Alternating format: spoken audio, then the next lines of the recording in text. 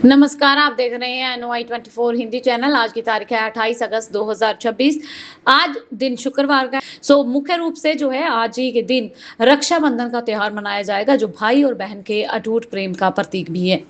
नजर डालते हैं इस बुलेटिन में अहम और बड़ी खबरों पर। सबसे पहली और अहम खबर पीएम नरेंद्र मोदी से रिलेटेड। पीएम नरेंद्र मोदी जन धन योजना के सफल 12 वर्ष उन्होंने पूरे कर लिए। 28 अगस्त 2026 को प्रधानमंत्री नरेंद्र मोदी की अहम प्रधानमंत्री जन धन योजना यानी कि पीएमजेडीवाई के सफल 12 वर्ष पूरे हो चुके हैं, जिसकी शुरुआत साल 2014 में वित्तीय समावेशन के उद्देश्य से की गई थी। इस ऐतिहासिक अवसर पर जारी आंकड़ों के मुताबिक देश में अब तक 53 करोड़ से अधिक जीरो बैलेंस बैंक खाते खोले जा चुके हैं, जिसमें कुल जमा राशि 2.3 लाख करोड़ रुपए के पार पहुंच गई है। इस योजना ने ग्रामीण और आर्थिक रूप से कमजोर वर्गों, विशेषकर महिलाओं को बैंकिंग प्रणाली से जोड़कर देश में डिजिटल क्रांति और सीधे लाभ जो है वो डीबीटी को बेहद मजबूत बनाया है। बढ़ते हैं अगली बड़ी और अहम खबर की तरफ। एक सर्वे में पता चला कि पीएम पद के लिए मोदी अब भी जनता की पहली पसंद बने हुए हैं। दूसरे नंबर पर राहुल गांधी है और चौंकाने वाली बात यह है कि तीसरे नंबर पर जिनका नाम है वो है सी जोसेफ। रिपोर्ट्स के मुताबिक नरेंद्र मोदी 49% समर्थन के साथ भारतीय प्रधानमंत्री पद की पहली पसंद बने हुए हैं, जबकि राहुल गांधी 27% के साथ दूसरे नंबर पर है। तमिलनाडु के मुख्यमंत्री सी जोसेफ विजय को 9% समर्थन के साथ तीसरे स्थान पर रखा गया है। सर्वे के मुताबिक लोकसभा चुनाव होने पर एनडीए को 326 और इंडिया ब्लॉक को 185 सीट मिलने का अनुमान है। वहीं पंजाब में इंडिया ब्लॉक को 11 और एनडीए को 1 सीट मिलने का अनुमान लगाया जा रहा है। बिहार सरकार ने मांगी छात्रों की मांग, कहा एक ही फेज में होगी शिक्षक भर्ती परीक्षा। धरना भी खत्म कर दिया गया। बिहार सरकार ने अभ्यर्थियों की मांग मानते हुए शिक्षक भर्ती परीक्षा टायर 4 को 2 चरणों की बजाय एक ही चरण में कराने का फैसला किया। मुख्यमंत्री सम्राट चौधरी के साथ 76 प्रतिनिधियों की बैठक के बाद सरकार ने एकल परीक्षा की मांग पर सहमति जताई है। अभ्यर्थी 18 अगस्त से पटना के गर्दनी बाग में धरना दे रहे हैं। सरकार के फैसले के बाद छात्रों ने अनिश्चितकालीन धरना जो है वो समाप्त कर दिया है।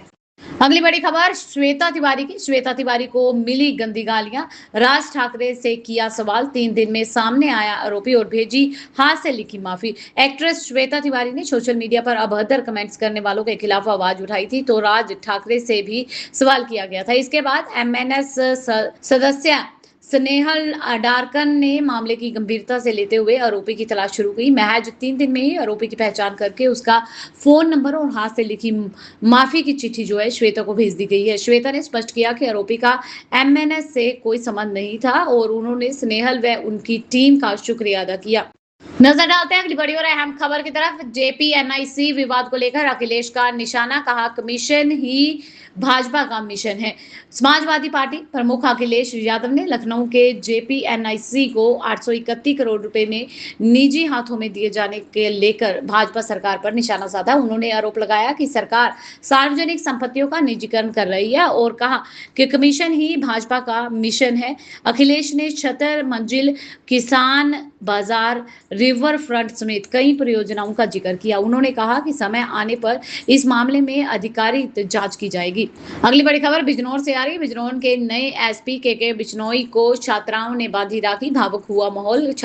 रक्षाबंधन के मौके पर जेपी स्कूल की छात्राओं ने पुलिस अध्यक्ष और पुलिस कर्मियों को राखी बांधकर उनके प्रति स्नेह और सम्मान जताया है। छात्राओं ने पुलिस कर्मियों को अपना भाई मानते हुए उनके सुरक्षित और स्वस्थ जीवन की कामना की। पुलिस अध्यक्ष ने छात्राओं को पर्व की शुभकामनाएं देते हुए उनके उज्जवल भविष्य की कामना भी की। इस आयोजन के जरिए सुरक्षा, सम्मान, सामाजिक समरसता और पुलिस जनता के बीच में बेहतर संवाद का संदेश दिया गया है।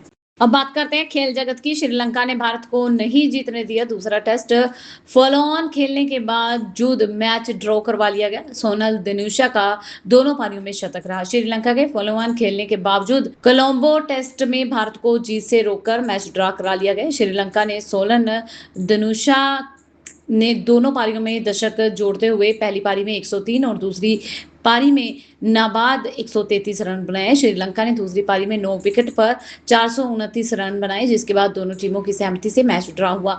भारत ने पहला टेस्ट 165 रन से जीतकर दोनों मैचों की सीरीज में 1-0 से अपने नाम कर लिया था। बढ़ते हैं अगली बड़ी और अहम खबर की तरफ। खड़गे ने परिसीमन को लेकर पीएम को लिखी चिट्ठी, कहा चर्चा के लिए समय मांगा है और कहा कि लोकसभा सदस्यों की संख्या जो है अगले 25 साल तक 543 ही रखी जाए। कांग्रेस अध्यक्ष मल्लिकार्जुन खड़गे ने प्रधानमंत्री नरेंद्र मोदी को पत्र लिखकर परिसीमन पर चर्चा के लिए सर्वदलीय बैठक बुलाने की मांग की है। उन्होंने सरकार के प्रस्ताव सभी राजनीतिक दलों, राज्य सरकारों के साथ साथ साझा करने और उन्हें अध्ययन के लिए पर्याप्त समय देने की अपील की है। खड़गे ने लोकसभा की मौजूदा 543 सीटों को अगले अगले 25 साल तक बनाए रखने की मांग की है। साथ ही 2029 के लोकसभा चुनाव से महिलाओं के लिए 1/3 आरक्षण की बात भी की गई है। अब बात करते हैं वेदर अपडेट की। तो आज के मौसम की अगर बात की जाए तो दिल्ली एनसीआर में रेड अलर्ट जारी कर दिया गया। यूपी, बिहार से लेकर एमपी, झारखंड समेत 25 राज्यों में भारी बारिश की चेतावनी है। मौसम विभाग ने 28 अगस्त को देश भर के 25 से ज्यादा राज्यों और केंद्र शासित प्रदेशों में बारिश की संभावना जताई है। पूर्वी यूपी, उत्तराखंड, मध्य प्रदेश, छत्तीसगढ़, बिहार, झारखंड, उड़ीसा समेत कई राज्यों में भारी बारिश का अलर्ट है। दिल्ली एनसीआर में बारिश और तेज हवाओं को लेकर रेड अलर्ट जारी किया गया। राजस्थान में बारिश की गतिविधियां कम होने की संभावना है, जबकि पूर्वी यूपी में आंधी, बिजली और भारी बारिश की चेतावनी दी गई है। वहीं दूसरी तरफ भीषण बाढ़ में 30 से ज्यादा देशों के लोग लापता हैं। चीन और नेपाल सीमा पर क्षेत्र में 359 जो है लोगों की मौत हो गई है। नेपाल में विनाशकारी बाढ़ से अब तक 359 लोगों की मौत हो गई है, जबकि 30 से ज्यादा देशों के 667 नागरिकों के लापता होने की जानकारी सामने आई है। इसमें 178 भारतीय, 65 अमेरिकी, 53 यूक्रेनी और 51 मलेशियाई नागरिक शामिल है। बड़ी संख्या में भारतीयों के कैलाश मानसरोवर यात्रियों के होने की बात कही जा रही है। कई पन बिजली परियोजनाओं में काम करने वाले कर्मचारी भी लापता है। राहत और बचाव अभियान चल रहा है। बात करते हैं महाराष्ट्र की। तो महाराष्ट्र में भाषा विवाद चल रहा है, जहां ऑटो और टैक्सी वालों को मराठी सीखने के लिए मिलेगा 1 साल। सरकार ने क्यों लिया ऐसा फैसला? महाराष्ट्र सरकार ने ऑटो रिक्शा और टैक्सी चालकों को बुनियादी मराठी सिखाने के लिए 1 साल का समय देने का फैसला किया। मुख्यमंत्री देवेंद्र फडणवीस ने बताया कि चालक संगठनों की मांग पर यह मोहलत दी गई है, जिसमें पहले कम समय में भाषा सीखने, लाइसेंस कार्रवाई को लेकर चालकों में विरोध था और सरकार का कहना है कि चालकों को विशेषज्ञ स्तर की नहीं बल्कि कामकाज के लिए जरूरी बुनियादी मराठी सीखनी होगी। वहीं अगली बड़ी खबर उत्तर प्रदेश से आ रही है, जहां यूपी चुनाव में महिला वोट बैंक क्यों अहम है। फ्री बस सेवा से लेकर 40,000 तक के दावे, जाने सपा और भाजपा का प्लान क्या है। उत्तर प्रदेश विधानसभा चुनाव 2027 से पहले महिला वोट बैंक को साधने के लिए राजनीतिक दलों ने बड़े दाव खेलने शुरू कर दिए हैं। योगी सरकार ने 60 साल से अधिक उम्र की महिलाओं के लिए मुफ्त बस सेवा शुरू की है, जबकि सपा ने सत्ता में आने पर गरीब महिलाओं को हर साल 40,000 रुपए देने के समेत की घोषणा की है। भाजपा नेताओं ने सपा के वादों को चुनावी छलावा और वोट बैंक की रणनीति बताया। हाल ही के चुनावों में महिलाओं की बढ़ती भागीदारी को देखते हुए यूपी में महिला मतदाता निर्णायक भूमिका निभा सकती हैं। अब बात करते हैं लॉरेंस बिश्नोई की। तो लॉरेंस बिश्नोई का करीबी दीपक खत्री गिरफ्तार हो गया। बांग्लादेश से चल रहे अंतर्राष्ट्रीय हथियार नेटवर्क से जुड़े हैं इसके तार। दिल्ली पुलिस क्राइम ब्रांच ने लॉरेंस बिश्नोई से जुड़े अंतर्राष्ट्रीय हथियार तस्करी और आतंकी मॉड्यूल मामले में दीपक खत्री उर्फ दीपक नंदा को गिरफ्तार किया। पुलिस के मुताबिक वह बिश्नोई का करीबी सहयोगी था और गैंग के सदस्यों के बीच में संपर्क बनाकर रखने में भूमिका निभा रहा था। इस केस में अब तक 18 आरोपी गिरफ्तार हो चुके हैं। 32 विदेशी हथियार व गोला बारूद बरामद किए गए। पुलिस अब हथियार नेटवर्क और इसके विदेशी कनेक्शन से जुड़े अन्य आरोपियों की जांच भी कर रही है। अब बात करते हैं ऑपरेशन सिंदूर की। तो S-400 की तैनाती पर पाक ने करवाई जासूसी, सेना के अधिकारियों का बड़ा दावा। भारतीय वायुसेना के पूर्व वरिष्ठ अधिकारी एयर मार्शल जितेंद्र मिश्रा ने दावा किया कि ऑपरेशन सिंदूर के दौरान पाकिस्तान ने भारत के S-400 एयर डिफेंस सिस्टम की लोकेशन पता करने के लिए बड़े पैमाने पर जासूसी अभियान चलाया था, जिसके मुताबिक पाकिस्तान ने भारत के भीतर सक्रिय स्लीपर सेल जासूसी नेटवर्क का भी सहारा लेने की कोशिश की थी। मिश्रा ने कहा कि S-400 ने पाकिस्तानी मिसाइल, हवाई खतरों को इंटरसेप्ट करके अहम भूमिका निभाई है। उन्होंने इस ऑपरेशन के दौरान भारत की वायु रक्षा क्षमता का गेम चेंजर भी बताया। अगली बड़ी खबर जम्मू कश्मीर से आ रही है। कांग्रेस का उमर अब्दुल्ला की पार्टी को संदेश। जम्मू कश्मीर में नेशनल कॉन्फ्रेंस और कांग्रेस के बीच सरकार में शामिल होने को लेकर मतभेद सामने आए हैं। कांग्रेस प्रदेश अध्यक्ष तारिक हमीद ने कहा कि जब तक जम्मू कश्मीर का राज्य का दर्जा और चीने के अधिकार बहाल नहीं होते, पार्टी कैबिनेट में शामिल नहीं होगी। हालांकि उन्होंने कहा कि अगर बीजेपी सरकार को अस्थिर करने की कोशिश करती है तो कांग्रेस नेशनल कॉन्फ्रेंस के साथ खड़ी रहेगी। उमर अब्दुल्ला सरकार को कांग्रेस के 6 विधायक समेत अन्य सहायकों दलों और निर्दलीयों का समर्थन भी प्राप्त है। बढ़ते हैं अगली बड़ी और अहम खबर की तरफ। मोहन भागवत के कार्यक्रम से पहले हेड पर एक्शन, एक्स ने अकाउंट का किया सस्पेंड। आरएसएस प्रमुख मोहन भागवत के 29 अगस्त को न्यूयॉर्क में प्रस्तावित कार्यक्रम से पहले American Hindus for engagement and dialogue forum का एक्स अकाउंट जो है वो सस्पेंड कर दिया गया। हेड फॉर्म ही मेडिसन स्क्वायर गार्डन में होने वाले कार्यक्रम का आयोजन बताया जा रहा था। हालांकि एक्स ने अभी तक अकाउंट सस्पेंड करने की वजह स्पष्ट नहीं की है। वहीं यूएस सीआईआरएफ ने भागवत की अमेरिका यात्रा पर आपत्ति जताई है, जबकि भारत के विदेश मंत्रालय ने उनके बयान को पक्षपातपूर्ण बताया है। नजर डालते हैं अगली बड़ी और अहम खबर की तरफ। राष्ट्रीय लोक अदालत 12 को होगी। कन्नौज जिले में 12 सितंबर शनिवार को वर्ष की तीसरी राष्ट्रीय लोक अदालत का आयोजन किया जाएगा। जिला विधिक सेवा प्राधिकरण के अनुसार जिला न्यायालय परिसर और संबंधित तालुका न्यायालयों में होने वाली लोक अदालत में लंबित मुकदमों और प्री एंटीग्रेशन मामले का आपसी सहमति और सुलह के आधार पर जो है फैसले किए जाएंगे। इसमें बैंक व ऋण वसूली, चेक बाउंस, श्रम व सेवा विवाद, पानी और बिजली बिल, विवाहित व पारिवारिक विवाद, मोटर दुर्घटना दावे, शमनीय अपराधों की मामले, यातायात चालान समेत कई मामलों का निपटारा किया जाएगा। इससे लोगों को लंबी कानूनी प्रक्रिया से राहत मिलने के साथ साथ समय और धन की बचत भी होगी। अगली बड़ी और अहम खबर की तरफ चलते हैं। 226 करोड़ रुपए का डर्टी क्रिप्टो नेटवर्क बेनकाब हो गया। चार्जशीट में ड्रग्स से आतंकी फंडिंग तक कई बड़े खुलासे हुए। गुजरात के गांधीनगर स्थित साइबर सेंटर ऑफ एक्सीलेंस की जांच में 226 करोड़ से ज्यादा के कथित अंतरराष्ट्रीय क्रिप्टो नेटवर्क का खुलासा हुआ है। चार्जशीट के मुताबिक नेटवर्क के तार डार्क वेब, ड्रग तस्करी, हवाला और कथित आतंकी फंडिंग से जुड़े मामलों में है। आरोपियों ने मोन्टीरो, यूएसडीटी, बाइनेंस वॉलेट और पी2पी ट्रांजैक्शन के जरिए पैसों का स्रोत छिपाने की कोशिश की है। मामले में गुजरात, मुंबई, हरियाणा से 10 आरोपी गिरफ्तार हुए, जबकि 184 बैंक खाते और 95 क्रिप्टो वॉलेट की पहचान करवाई गई है।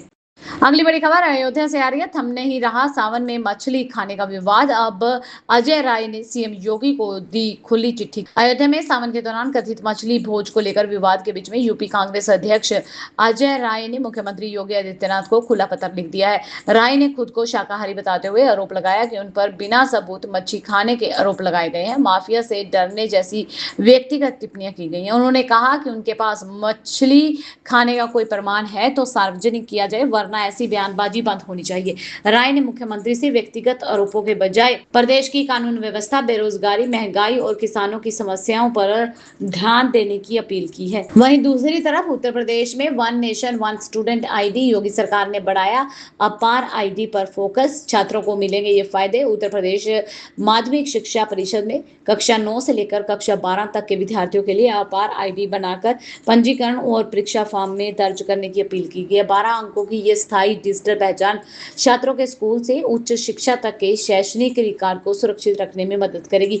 मार्कशीट, प्रमाण पत्र व अन्य दस्तावेज डिजी लॉकर पर डिजिटल रूप से सुरक्षित रह सकेंगे। हालांकि अपार आईडी दर्ज करना अनिवार्य नहीं है और इसे अभिभावकों की सहमति से बनाया जाएगा। बढ़ते हैं अगली बड़ी और अहम खबर की तरफ। नेपाल में फटा ग्लेशियर, लेकिन बिहार अब महफूज है।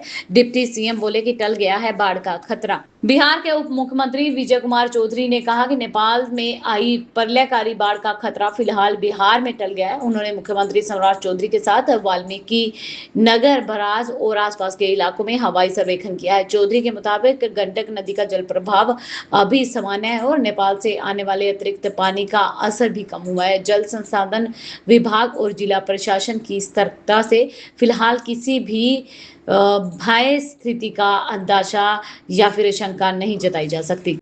बढ़ते हैं इस बुलेटिन की अगली बड़ी और अहम खबर की तरफ। ट्रंप की टैरिफ सर्जिकल स्ट्राइक, भारत, चीन समेत 10 देश बने हैं निशाना। अमेरिकी राष्ट्रपति डोनाल्ड ट्रंप की टैरिफ नीति अब सिर्फ व्यापारिक घाटे तक सीमित नहीं है, बल्कि रूस से तेल खरीद, फेंटेनाइल, ड्रग, अवैध प्रवासन और राष्ट्रीय सुरक्षा जैसे मुद्दों पर दबाव बनाने का जरिया बन गई है। भारत पर रूस से तेल खरीद को लेकर अतिरिक्त शुल्क लगाया गया था, जबकि चीन और कनाडा भी टैरिफ विवाद में घिरे हुए हैं। ईरान, रूस, मैक्सिको, वेनेजुएला और क्यूबा पर भी अमेरिका ने अलग अलग कारणों से टैरिफ या फिर प्रतिबंध लगाए हैं। इससे वैश्विक व्यापार और सप्लाई चेन में अनिश्चितता बढ़ गई है। इसी बीच अगली बड़ी खबर यूपी से आ रही है। यूपी के महिला शिक्षकों ने सीएम योगी को भेजी राखी। रक्षाबंधन से पहले लेटर लिखकर रखी ये डिमांड। आकांक्षी जिला में तैनात गैर जनपद की बेसिक शिक्षा विभाग की शिक्षिकाओं ने रक्षाबंधन पर एक राखी एक उम्मीद अभियान चलाया है। शिक्षिकाओं ने मुख्यमंत्री को राखी के साथ साथ भावनात्मक पत्र भेजकर वर्षों से परिवार से दूर रहने की पीड़ा बताई है। उन्होंने वरिष्ठता के आधार पर पारदर्शी और समयबद्ध अंतर जनपदीय ट्रांसफर की मांग की है। शिक्षिकाओं का कहना है कि इससे उन्हें माता पिता, बच्चों और परिवार की जिम्मेवारियों के साथ साथ गृह जनपद में सेवा करने का अवसर भी मिल सकेगा।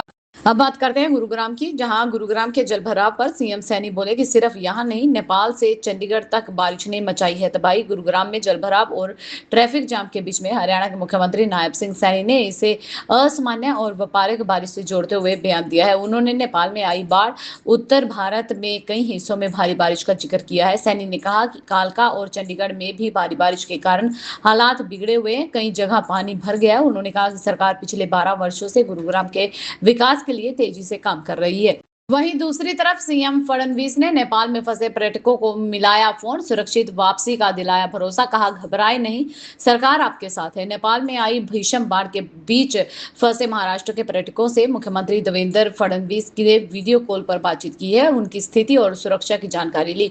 उन्हें घबराने की बजाय सरकार के साथ होने का भरोसा दिया है। उन्होंने विदेश मंत्रालय से संपर्क करके नागरिकों की सुरक्षा, वापसी को प्राथमिकता देने का आग्रह भी किया है। नेपाल के सांसद संदीप राणा से भी निकासी को लेकर बात की गई है। महाराष्ट्र सीएमओ के अनुसार नागपुर में फंसे 106 यात्री काठमांडू से बिहार के दानापुर के लिए रवाना हो गए। उनकी काठमांडू से जनकपुर तक 4 स्थानीय मिनी बसों और आगे बिहार से दानापुर तक बस व ट्रेन से यात्रा की व्यवस्था की गई है। सरकार का कहना है कि नेपाल में फंसे अन्य महाराष्ट्र वासियों की सुरक्षित वापसी के लिए भी हर संभव प्रयास किया जाएगा। इसी बीच सीएम भजन लाल का तोहफा, रक्षाबंधन पर महिलाएं रात को 12 बजे से रोडवेज बसों में करेंगी फ्री सफर। रक्षाबंधन पर राजस्थान सरकार ने महिलाओं और बालिकाओं को बड़ी राहत देते हुए राजस्थान रोडवेज की साधारण व एक्सप्रेस बसों में 48 घंटे तक मुफ्त यात्रा की सुविधा दी है।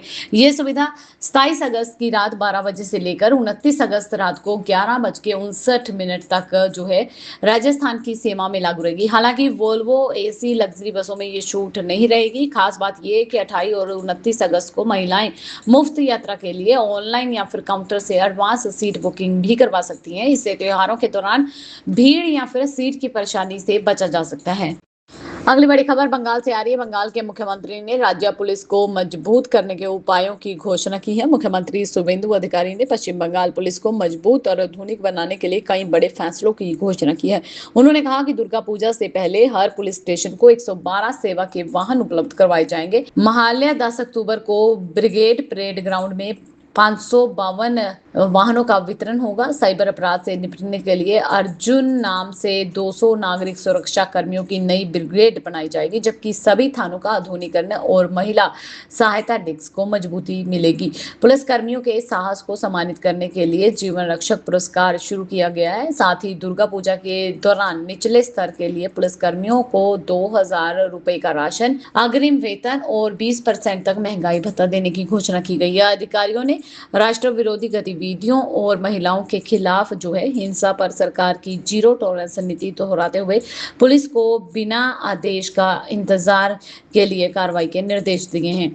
वहीं अगली बड़ी खबर लखनऊ से आ रही है, जहां लखनऊ छावनी को 100.92 करोड़ की परियोजना की मिली सौगात। दिलकुशा ग्राउंड में बनेगा खेल परिसर। रक्षा मंत्रालय ने लखनऊ छावनी में करीब 100.92 करोड़ रुपए की लागत से 14 विकास परियोजनाओं को मंजूरी दी है। इसका उद्देश्य स्वच्छता, जलपूर्णता, शिक्षा, खेल, पर्यावरण संरक्षण, यातायात सुविधाओं को आधुनिक बनाना है। रक्षा मंत्री राजनाथ सिंह 30 अगस्त को दिलकुशा लॉन में इस परियोजनाओं का शिलान्यास करेंगे, जहां मुख्यमंत्री योगी आदित्यनाथ भी मौजूद रहेंगे। परियोजनाओं में zero west side west management plant, करीब 4.25 लाख टन पुराने कचरे की बायो माइनिंग, बहुउपयोगी खेल परिसर, आधुनिक शवदाह, न्यू ट्यूबवेल और जलाशय, करीब 26 किलोमीटर जंजर पाइपलाइन का बदलाव, दिव्यांग बच्चों के लिए विशेष विद्यालय, स्कूलों के अतिरिक्त सुविधाएं, सदर बाजार की पार्किंग की समस्या को दूर करने के लिए 15.64 करोड़ रुपए की लागत से बनने वाला बहुमंजिली रोबोटिक कार पार्किंग और कमर्शियल कॉम्प्लेक्स भी बनाया जाएगा। सभी परियोजनाएं जो है करीब 1.5 साल तक पूरी करने का लक्ष्य रखा गया है। बढ़ते हैं इस बुलेटिन की अगली बड़ी और अहम खबर की तरफ। ओवैसी ने अखिलेश को दिया गठबंधन का ऑफर, बोले अभी भी वक्त है वरना तेजस्वी जैसा होगा हाल। एमआईएम प्रमुख असुद्दीन ओवैसी ने यूपी विधानसभा चुनाव 2027 से पहले अखिलेश यादव को गठबंधन का ऑफर दिया है। ओवैसी ने बीजेपी और अखिलेश यादव दोनों पर मुसलमानों के साथ अन्याय का आरोप लगाया। उन्होंने अखिलेश यादव और राहुल गांधी के मुस्लिम प्रेम को नौटंकी बताते हुए कहा कि दोनों पार्टियां मुस्लिम नेतृत्व को उभारने नहीं देना चाहती। बिहार चुनाव का जिक्र करते हुए ओवैसी ने आरोप लगाया कि अखिलेश ने एम्स को हराने की कोशिश की थी। उन्होंने कहा कि अभी भी समय है वरना यूपी में अखिलेश का हाल तेजस्वी यादव जैसा ही हो सकता है। बढ़ते हैं अगली बड़ी और अहम खबर की तरफ जो महाराष्ट्र से आ रही है। महाराष्ट्र के डिप्टी सीएम एकनाथ शिंदे का बड़ा दावा, मुंबई का महापौर शिवसेना का ही होगा। महाराष्ट्र के उप मुख्यमंत्री एकनाथ शिंदे ने दावा किया है कि मुंबई महानगर पालिका का अगला महापौर शिवसेना का होगा। उन्होंने बताया कि मुख्यमंत्री देवेंद्र फडणवीस के साथ इस मुद्दे पर चर्चा हुई है। उन्होंने महायुक्ति की समन्वय समिति की बैठक में भी इसका आश्वासन मिला है। शिंदे के मुताबिक मौजूदा बीजेपी महापौर का 2.5 साल का कार्यालय पूरा होने के बाद शिवसेना को 1.25 साल के लिए महापौर पद मिलेगा। इसके बाद अगले 1.25 साल के लिए फिर से बीजेपी का महापौर होगा। बीएमसी में बीजेपी सबसे बड़ी पार्टी है और शिवसेना के पास डिप्टी मेयर का पद है। ये थी अब तक की मुख्य और बड़ी खबरें। ऐसी और खबरें जानने के लिए चैनल को सब्सक्राइब कर ले, बेल आइकन को प्रेस कर ले ताकि आपसे आने वाली खबरें मिस ना हो। मिलते हैं अगली वीडियो में, तब तक के लिए खुश रहें, सुरक्षित रहें, हम यही दुआ करते हैं। धन्यवाद।